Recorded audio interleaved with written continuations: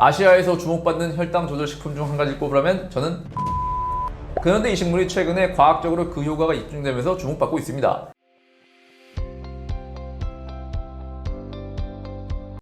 당뇨 환자에게 꼭 필요한 식사법은 어떤 것인가요?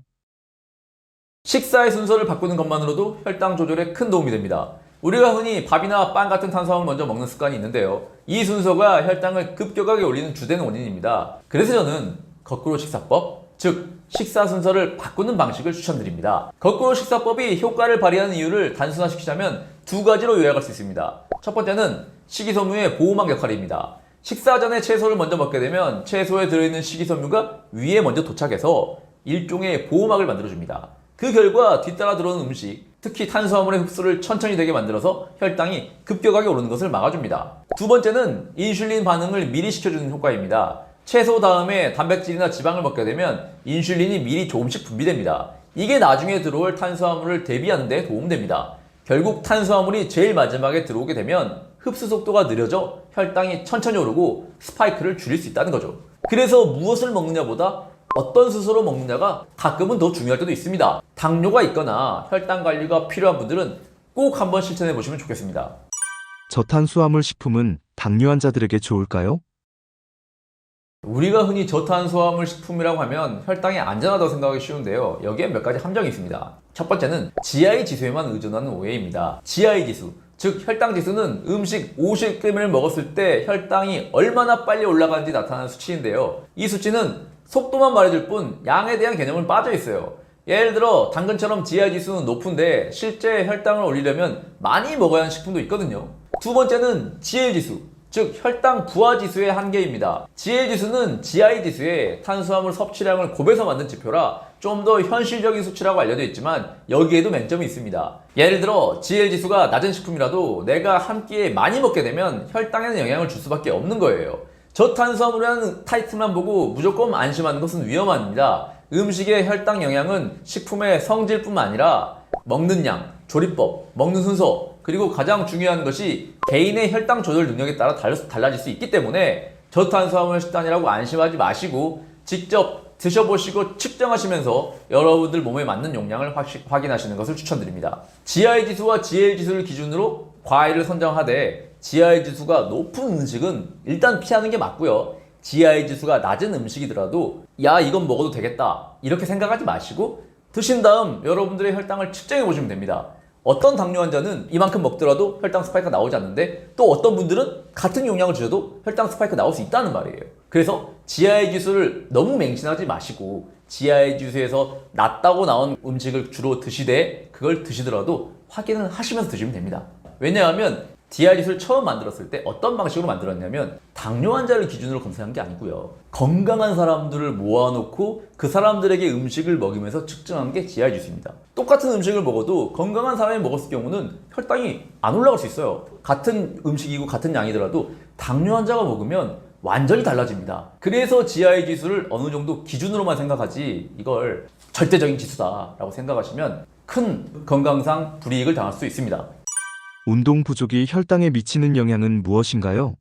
운동을 하지 않으면 혈당은 자연스럽게 올라갈 수밖에 없는 세 가지 이유가 있는데요. 첫 번째는 포도당을 태워줄 근육이 쉬고 있기 때문입니다. 우리가 먹은 탄수화물은 소화되어 포도당으로 바뀌고 그 포도당은 대부분 근육이 연료처럼 태워서 사용합니다. 그런데 운동을 안 하면 근육이 포도당을 사용할 일이 없으니 결국 남은 포도당은 혈액 속에 쌓이게 되고 인슐린은 그걸 지방으로 바꿔서 저장합니다. 두 번째 이유는 운동은 인슐린과 비슷한 작용을 하기 때문입니다.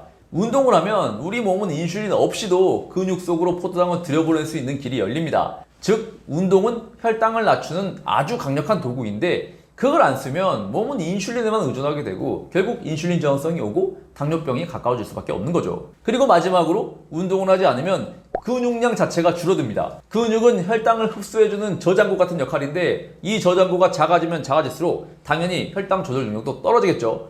그래서 꾸준히 움직이고 특히 걷기와 같은 유산소 운동과 근력 운동 함께 해주는 것, 이게 혈당 관리의 핵심입니다. 근육과 혈당의 관계는 어떤가요?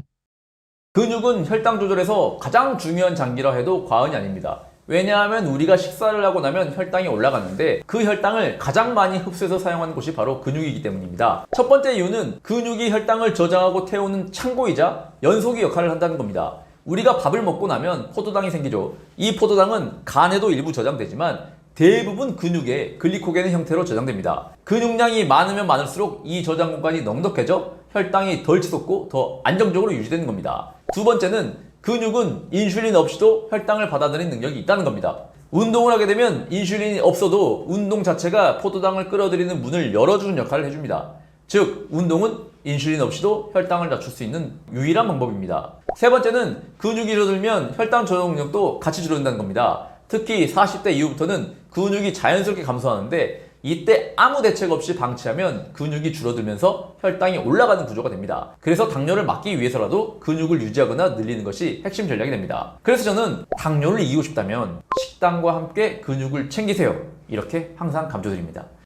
당뇨인에게 추천하는 운동이 있으신가요? 제가 가장 먼저 추천드리는 운동은 존투 운동, 즉 중간 강도 유산소 운동입니다. 존투 운동은 우리가 운동할 때 숨은 조금 차지만 대화를 나눌 수는 있는 정도의 강도예요. 대표적으로는 빠르게 걷기, 가벼운 자전거 타기, 가벼운 러닝 같은 게 있습니다. 이 운동에 대해 알려드릴 핵심 내용이 세 가지가 있는데요. 첫 번째는 존투 운동은 혈당을 바로 소모하는 운동이라는 겁니다. 운동을 시작하면 근육은 바로 포도당을 에너지원으로 사용하기 시작합니다. 이때 혈당이 인슐린 도움 없이도 근육으로 흡수되기 때문에 혈당 스파이크를 줄이는데 매우 효과적입니다. 두 번째는 운동 후에도 혈당 소모가 계속됩니다. 존투 운동은 운동 후에도 포도당을 태우는 애프터버너 효과가 오래 지속되기 때문에 하루 종일 혈당 안정에 기여할 수 있습니다. 그리고 가장 중요한 마지막 팁이 하나 더 있습니다. 존투 운동은 식후보다 식전에 하시는 게 더 좋습니다. 식전에 존투 운동을 해주면 근육이 혈당을 흡수할 준비가 된 상태에서 식사를 하기 때문에 식후 혈당이 훨씬 덜 오르게 됩니다. 그리고 식후에 운동을 하신다면 식사를 끝마치고 30분 정도 지났을 무렵 밖에 나가서 가볍게 걷기를 20분 이상 해주시면 가장 좋습니다. 밖에 나가신 게 힘드시면 집 안에서 걸어 다니셔도 되고 앉았다 일어났다 스쿼트 같은 동작을 쉬엄쉬엄 20분 이상 지속해 주시면 식사로 들어온 포도당을 근육에서 실시간으로 사용하므로 식후 혈당 스파이크가 발생하는 것을 예방할 수 있습니다.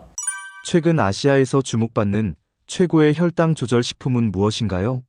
아시아에서 주목받는 혈당 조절 식품 중 한 가지를 꼽으라면 저는 바나바를 말씀드리고 싶습니다. 바나바는 동남아시아, 특히 필리핀과 인도네시아에서 오랫동안 혈당을 낮추는 데 활용되어 온 전통 식물이에요. 그런데 이 식물이 최근에 과학적으로 그 효과가 입증되면서 주목받고 있습니다.